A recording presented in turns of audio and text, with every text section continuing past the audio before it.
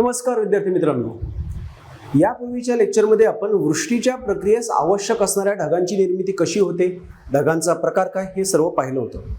आज आपल्याला वृष्टीची प्रक्रिया की जी ढगांपासून होते त्याबद्दल पाहायचं आहे. या वृष्टीच्या प्रक्रियेचा एक्झॅक्ट अर्थ काय, जो आपण मागे पण पाहिला होता की वातावरणातील अतिरिक्त बाष्पाचे जलबिंदू किंवा हिमकणात रूपांतर होते आणि ते खाली पडतं, त्याला आपण काय संबोधतोय, वृष्टी असं आपण म्हणतो. ही जी वृष्टीची प्रक्रिया आहे, ही वृष्टीची प्रक्रिया होत असताना ती पाऊस, हिमवृष्टी आणि गारांचा पाऊस या स्वरूपात होत असते. त्यामध्ये पावसाचे परत 3 प्रकार पडतात: अभिसरण पर्जन्य, प्रतिरोध पर्जन्य आणि आवर्त पर्जन्य. तसंच पावसाप्रमाणेच अतिशीत प्रदेशामध्ये वृष्टी आपल्याला हिमवृष्टीच्या स्वरूपात झालेली दिसते आणि काही ठिकाणी उष्णकटिबंधात आपल्याला गारांचा पाऊस सुद्धा पडताना आढळतो. सो आधी आपण पाहूयात हिमवृष्टीबद्दल. काय असते हिमवृष्टी? तर अतिशीत प्रदेशामध्ये काय होतंय, वातावरणामध्ये जे काही ढगामध्ये अतिरिक्त बाष्प निर्माण झालेलं आहे, त्या अतिरिक्त बाष्पाचं सांद्रीभवन न होता संप्लवन होतं. का? कारण तिथे वातावरणात उंचावर तापमान खूपच कमी असतं, अक्षरशः वजामध्ये असतं. म्हणजे भूपृष्ठालगत तापमान शून्याच्या आसपास, वर जाताना ते -1, -2, -3 असं खूप कमी झालेलं असतं.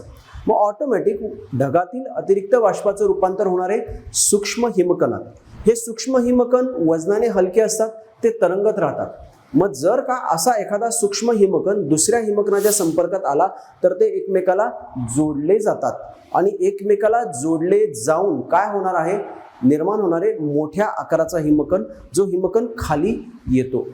हे हिमकण खाली येतात आणि खाली येत असताना नीट लक्षात घ्या, तापमानात खाली येताना तापमान वाढतं. मग खरं तर हिमकण वितळायला पाहिजेत आणि पाणी व्हायला पाहिजे, पण भूपृष्ठालगतच तापमान 0 किंवा त्यापेक्षा कमी असतं.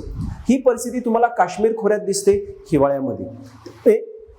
त्यामुळे ढगापासून हे हिमकण खाली येत असताना तापमान जरी वाढलं, -10, -9, -8, -7, -6, -5, 4, 3, 2, -1, 0, म्हणजे तापमान गोठण पातळीच्या आसपासच राहतंय. परिणामी हे हिमकण वितळत नाही आणि ते स्थायी स्वरूपातच जमिनीवर पडतात. त्याला आपण म्हणतोय हिमवृष्टी. ही हिमवृष्टी कुठे होते? ही समशीतोष्ण कटिबंधात अतिउंच प्रदेशात, जसं की काश्मीर खोरं, प्लस ही हिमवृष्टी शीतकटिबंधात होते. ही हिमवृष्टी कधी होते? तर युजली हिवाळ्यात होते, पण प्रदेशाचं तापमान खूपच कमी असेल, जसं शीतकटिबंधामध्ये विचार केला, तिथे वर्षभर प्रदेशाचं तापमान अतिशय कमी, शून्याच्या फ्रीजिंग लेवल, गोठण पातळीच्या आसपास असतं. त्यामुळे ती तिथे वर्षभर होऊ शकते. ही 24 तासात कधी होऊ शकते? कधीही होऊ शकते. या हिमवृष्टीमध्ये खाली येणारं बर्फ हे अत्यंत सॉफ्ट, भुसभुशीत असतं. हे अगदी गारांच्या उलट आहे. ह्या हिमवृष्टीमधले हिमकण जमिनीवर साचत जातात, त्यांचे थरावर थर साचतात. वरील थरांमुळे खालचे थर दबले जातात आणि मग ते हिमकण न राहता ते काय होत आहेत, बर्फ होतोय. क्लिअर? सो अशी ही हिमवृष्टी आपल्याला अतिशीत प्रदेशात अनुभवायला मिळते.